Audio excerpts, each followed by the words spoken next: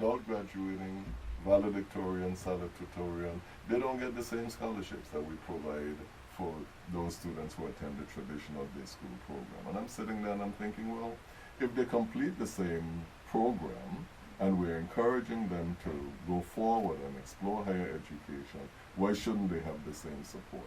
Come back, look at the statute, make a proposed amendment to it, again walk around to all of my colleagues and say, let's support this, let's get these young people, because some of them, all they did was get thrown out of school. They might be very close in age, or a young woman could have gotten pregnant, or somebody could have gotten into a fight. But when you look at them marching down the hall, the Charlotte Amalia in that blue gown, some of them look at the same ages as some of those that you see in the day.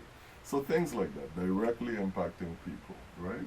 And then you have to have issues that relate to policy. So one of my policy proposal goes to the St. John land issue. And what I have done is I sat down and I thought, okay, 60 or more percent of the land in St. John is owned by the federal government and dedicated to the national park. It produces a stark reality for people. One is that there's less land available to build a house, build a school, whatever the case may be. And two, your tax values are affected by the fact that the cost of the remaining land is going to soar. Absolutely. So I said, why don't we devise a way of giving a credit to St. Johnians for that reality?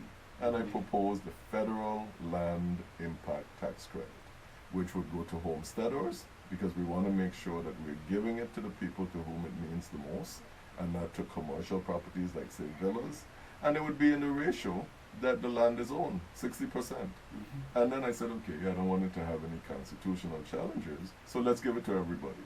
Let's calculate the percentage owned in St. Thomas, let's calculate the percentage owned in St. Croix, let's calculate the percentage owned in Water Island, and so everybody will be entitled to a credit. That was a smart way to do it. Very smart way to do it. I was going to just ask you that question, but you answered the question before I asked it. Okay, good. Yeah. So that's already drafted. We're waiting now is whenever this tax relief bill is proposed, I'm going to move with my colleagues to attach it to that. But the people in St. John have already responded very positively to it, and my colleagues have reacted very positively as well. So we have that, right?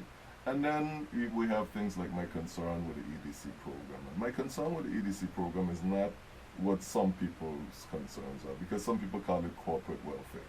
I believe you have to have economic initiatives and incentives to bring business to the territory. But I believe that you have to ensure that it impacts the local employment realities of people, number one, and two, that people from the Virgin Islands who have gone to the States to either be educated or to get experience, that they have an opportunity when jobs surface as well to come back. You may not know this, I don't know, but I think you do, that the EDC companies actually give monies to create a database of Virgin Islanders abroad who can be tapped into to come back.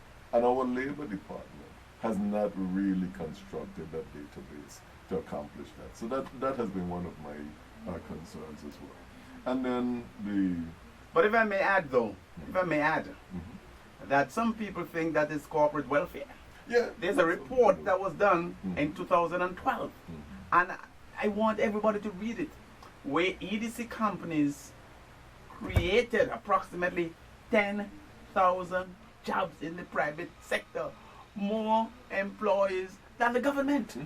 You need it. Yeah, and as a result of, when the recession hit here, plus some of these companies were having a rough time, we lost $300 million in revenues when they left.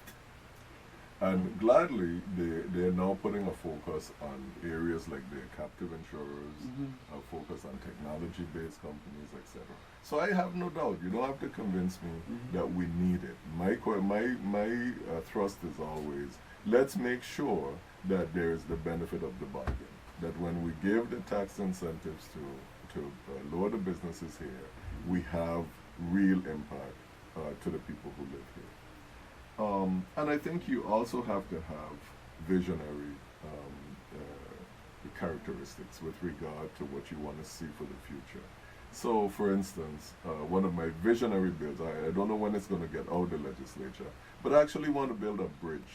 I want to build a bridge to Haslila from the nearest point between St. Thomas and a real bridge? A real bridge, right? And you know why?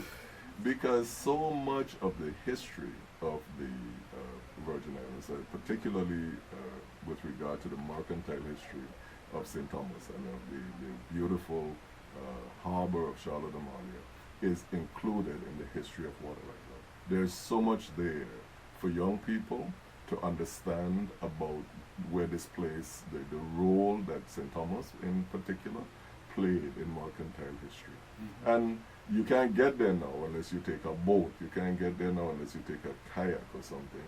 And my idea is to have a pedestrian bridge that expands the tourism product and opens up that whole maritime history to anybody who would want to walk across that bridge and discover it. Now, those are visionary things. I know people say, well, we have the money to do this or we have the money to do that. But I've already asked my good friend Basil Otley, who went back to Interior mm-hmm. to help me think about how we might approach a feasibility study on it without committing local funds to mm-hmm. it. Because I really believe when we talk about, I'm thinking too, we're talking always about expanding our tourism product, increasing the items, the excursions that people who come here might gladly participate in, and also enriching the educational experiences of our people, and most importantly, our children. I want to say this to you, Senator. I just got a text here from someone who is very political, mm-hmm. and who said to me, listen, let the senator know he had my vote in the past, and he's making so much sense that he has my vote again. And not only my vote, my family as well. And I thank that I person. think that means a lot. Thank you very much. I appreciate that. But I have to ask you this question, and I mean, we allow you some time, you know. Not going to be able to give you all the time, but okay. we'll give you some time. Okay. Yeah? That's okay. And we want you to tell us a little bit about this, because I was listening to the budget overview, and I understand that the savings from the borrowing that was supposed to happen, mm-hmm.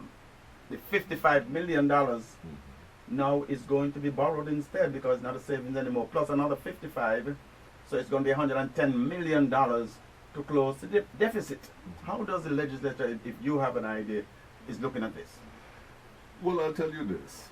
I think it's, there are times when I think that I don't have a problem with the majority-minority lineup of the legislature. It's the way that it has traditionally been done. But I was encouraged, in particular, in the 30th legislature. We very often had meetings with everybody, both minority and majority members, and on important issues like WAPA, the budget, and so forth. I think what has happened, though, with, like, say, reflecting on this budget, there are two of us who are in the Finance Committee who are not members of the majority, and so that's Senator Nelson, Positive Nelson out of St. Croix, and myself, and me, sorry. Mm-hmm. So, this gentleman knows his grammar. So, well, you can't use myself unless you have I. Absolutely, absolutely. Yeah.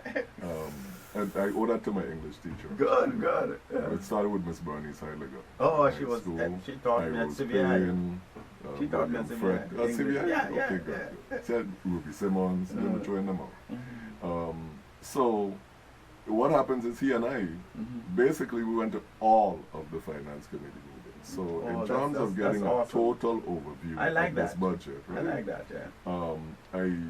And then, but then unfortunately, when the budget markup comes, we're excluded, and that's the norm. Yeah, but majority senators who may not even have gone to treat, they got that opportunity they're in their markup of the budget. I know. And so right now they're dealing with this issue, but without the input of, I think, everybody who might have ideas and bring them to the table.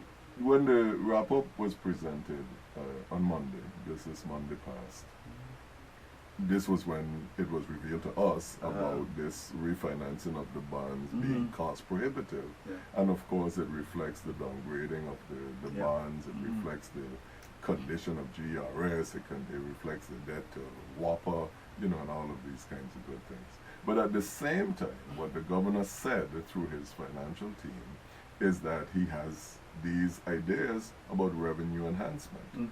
And I think, well, I was expecting to hear them.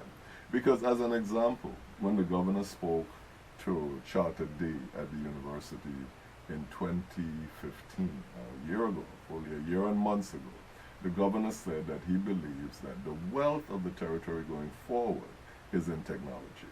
And we see the work going on at the Research and Technology Park at UVI, and we hear about the great resource we have in the VINGN and our position with broadband and all of that. And I fully expect that at some point, and sooner than later, we have to talk about what role this plays in creating a revenue stream for the government. Not just making internet savings to government agencies, but actually capitalizing on the wealth that this technology represents. Now, another text